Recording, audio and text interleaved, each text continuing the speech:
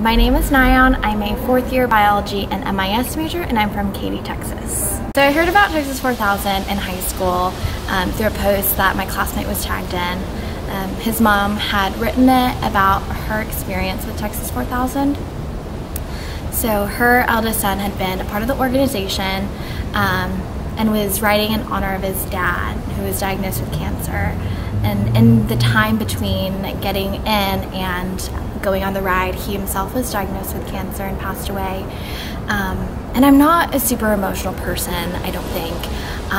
But within reading like a couple lines, like I was in tears. It was incredibly emotional and touching.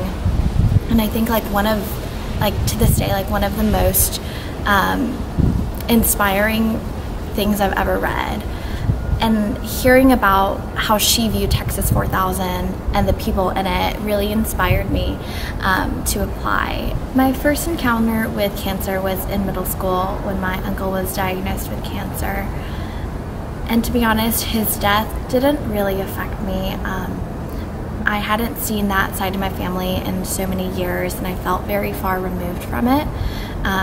But what I do really remember is how my mom reacted to it all. Your parents are supposed to be your rocks, you know, the bravest people you know, the strongest, most resilient. And at that moment, I saw my mom kind of broken, and that was difficult for me. And then a couple years later, my dad became pretty sick. At the time, I didn't really understand the magnitude of it. I thought he was just kind of ill, he would get better and things would go back to normal. And you know, he did get better, but things didn't go back to normal as I thought. My brother told me a while later that doctors had found a lot of tumors in his liver, and they were tested, and thankfully they came back as non-cancerous. But that was, I think, a rude awakening. I was really relieved to hear that he was okay, but at the same time, it made me really uncertain for the future. I just kept thinking, you know, what happens if in the future this happens again? And the tests don't come back with good news.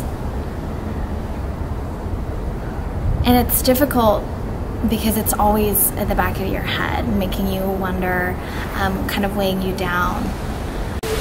My dad is one of the most selfless and caring and loving people, so I ride for him, I ride for my family, and since joining this organization, I ride for my teammates and everyone that they ride for. I would say one of the best experiences in Texas 4000 was visiting MD Anderson Cancer Center.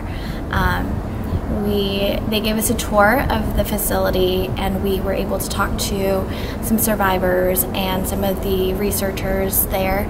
And it was so incredibly touching just seeing how much they care for their patients and their families. And it was really, really beautiful being in that environment and seeing how much Texas 4000 has kind of impacted them. Biking to Alaska will be difficult, but I think the thing that I'm going to struggle most with is being open and allowing myself to be vulnerable. I've always had so many walls up,